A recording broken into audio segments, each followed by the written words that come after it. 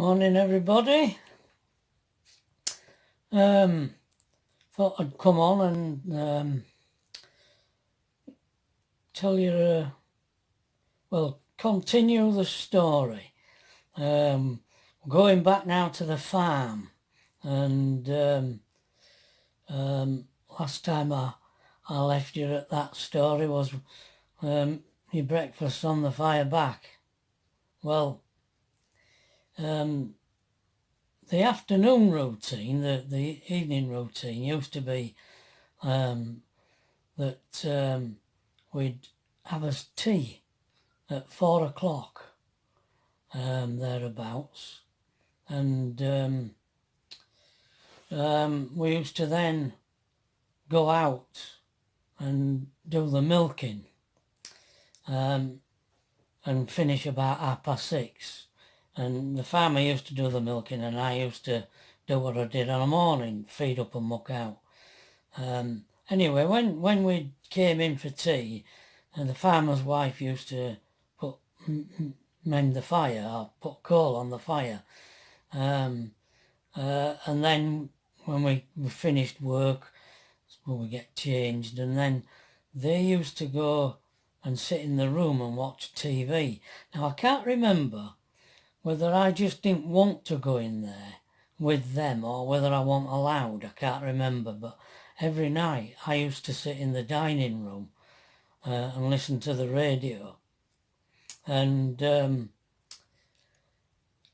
one night it was getting cold and the fire was getting very low, so I went out to get some coal to put on the fire, and she must have heard me rattling the bucket or whatever, and she came out and she says, "What are you doing?"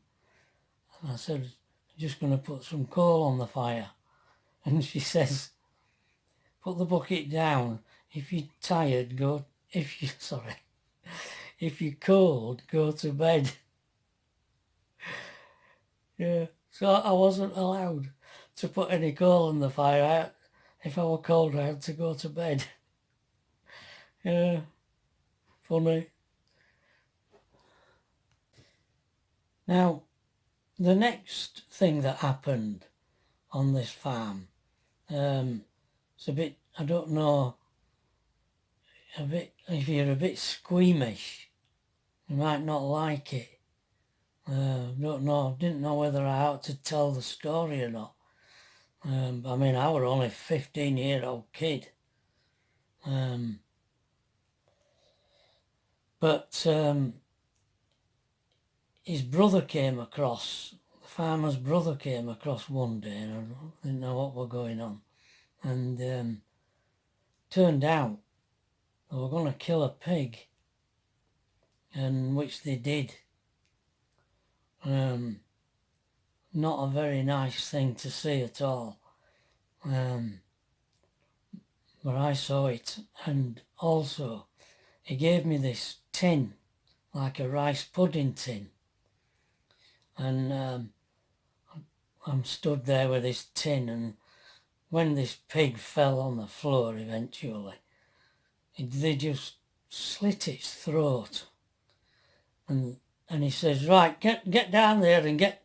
And I had to hold this tin under its throat, and while it filled up with blood. And then they had all these milk bottles that they'd washed out, and I had to pour the blood into these milk bottles and put it back under again, and until all this blood had come out of this pig.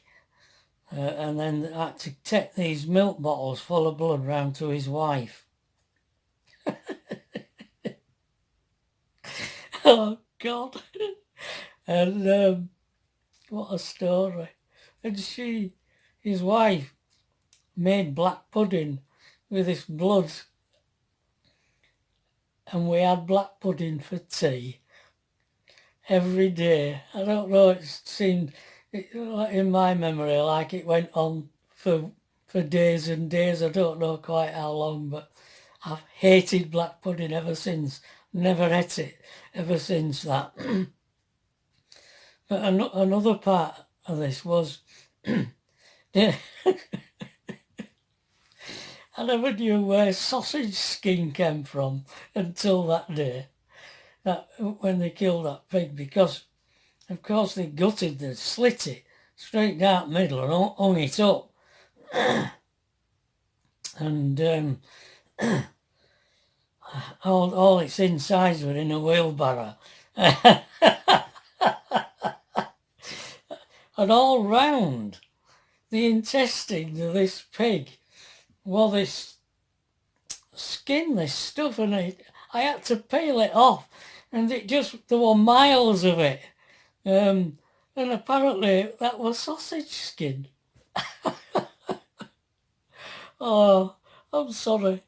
It's such an awful story, but it really did happen.